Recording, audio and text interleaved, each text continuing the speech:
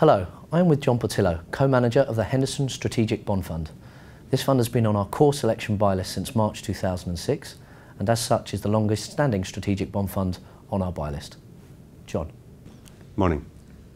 Turning to your fund, can you tell us a little bit about how you run it and use the different fixed interest asset classes to add risk or take risk off, and generally how you run the fund on a day-to-day basis? Yeah, I mean, a strategic bond fund is meant to be a fund for all occasions, so all different economic scenarios. And there's two big drivers in the bond world. There's the interest rate sensitivity, or duration, as us bondies call it, and the credit sensitivity, how much credit risk do you have in the portfolio. And basically we vary the two sensitivities through the economic cycle. So in booming times, in expansionary growth times, you want quite a lot of high yield bonds when the default rate is quite low and the high yield market would perform quite well. In that sort of environment, you wouldn't have too many gilts or best quality investment grade bonds because they're too sensitive to rising interest rates and rising inflation. In recessionary times or tougher times, you'd have lots of interest rate risk, so lots of gilts, lots of best quality investment grade bonds, and much less high yield bonds. So you'd be less sensitive to the credit cycle and more sensitive to the interest rate cycle. Now the world, as you know, is a slightly different place at the minute, and the cycles aren't quite as pronounced as they used to be. If anything, they're quite short, they're quite punchy, on and off, on the sort of risk on, risk off world we live in with these liquidity injections. Which basically means we tend to hold a core amount of physical bonds, basically in core countries. So UK, Germany, Netherlands, France and America. And we tend to invest in larger businesses which tend to be less cyclical. So typically packaging companies, healthcare, food and drink, mobile phone, cable TV, the less cyclical names. And that's the core which pay the income.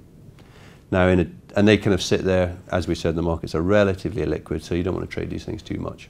Most of those bonds, though, do have credit derivatives attaching, so if we were wanting to hedge them out, we can. So they sit there, pay the income, and turnover is relatively low. Now, on top of that, we have an overlay strategy, which is the use of derivatives. So we can tweak the beta of the fund, so the sensitivity of the fund to the markets, exactly. And we can also move the duration or the interest rate sensitivity plus or minus using interest rate futures.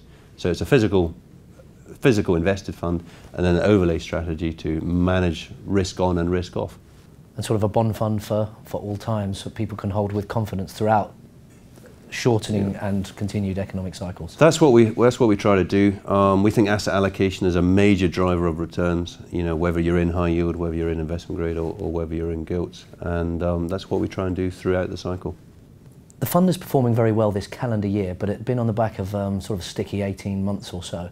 Do you maybe just run us through what some of the problems were, maybe the slight changes, and what's gone so well for it in this calendar year? Yeah, no, that's very fair. We did have a period of underperformance the second half of last year, which we were disappointed with, and we're glad our investors have stuck with us. Essentially, we didn't have enough interest rate sensitivity or duration on. We didn't have enough gilts, or we didn't have enough investment grade quality credit in there. Now, the gilt market rallied beyond anyone could believe, really, on the lack of growth in the global world, and on the back of that was lack of inflation. Prior to that, in sort of 2010, we were a bit shy on the gilt market because we were worried inflation was rising, and it did. CPI went up to 5.3%. But the Bank of England reaction function didn't really care that inflation was up 5.3%. They didn't mind and didn't change interest rate policy at all. So that was 2010. 2011, in the second half, is sort of not dissimilar.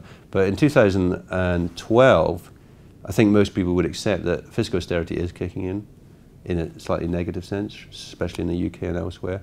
There is a lack of growth globally, and people continue to deleverage their balance sheets. That environment is actually very positive for fixed rate investing because people want to lock into fixed rate coupons. So this year, we've had more investment grade, more duration, so more sensitivity to falling interest rates. We've had less financials.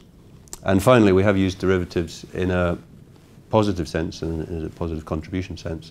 So in May, we had a very strong May because we were actually short a lot of Spanish banks. We were short a lot of Spanish industrial names as well, which you might think was very obvious, but our timing was good. Spain was very weak in May, and that contributed to performance a lot in that month. So overall, we've had more interest rate risk, less financials, and good use of credit derivatives. And I think this year we're top quartile, even top decile. And given then what you've said about thinking that we're in for a sort of a strong run to the end of the year, you've added a bit of risk to the fund recently. Yes, exactly. Again, we use credit derivatives, which are highly liquid. We can hedge out a big book of the fund, or we can take extra risk for a big book of the fund. I mean, it can take us 5 or 10 minutes to trade maybe 10% of the fund. That's a very efficient way of managing risk.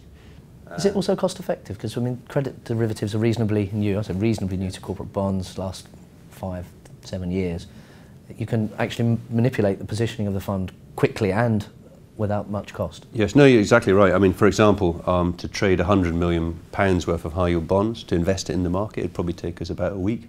It would probably cost us about £1, £1.50 for every £100 invested. A credit derivative, we could go downstairs now, put £100 million worth of risk in to the market, or take it out. That would cost us approximately 20 pence per £100. Okay, so much more efficient on the cost front. Much more efficient on the cost front. Liquid. They are more liquid. They are more volatile, to be honest. iTraxx crossover, which is the name for the main index that people use in Europe, which is the main high yield proxy index, trades 5 or 10 billion worth of euros every day, which is extraordinary. We find it just an efficient, modern way of managing money. So, and why have we done that? Firstly, as you say, liquidity. Secondly, cost. But essentially, we'd rather take generic risk into a generic risk rally rather than start lending money to European peripheral companies, which are still finding life quite tough, in less liquid bonds.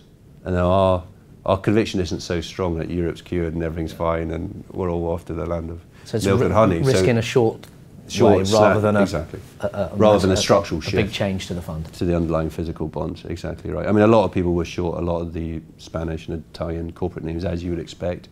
A lot of businesses in Italy and Spain are now issuing bonds into the market. Now, some of those shorts are just being filled. It doesn't mean people necessarily want to be definitely long risk in Telefonica or Iberdrola or Gas Natural, which are Spanish, top industrial names, because I still think life's pretty tough for these businesses. John, thank you very much. Thank you.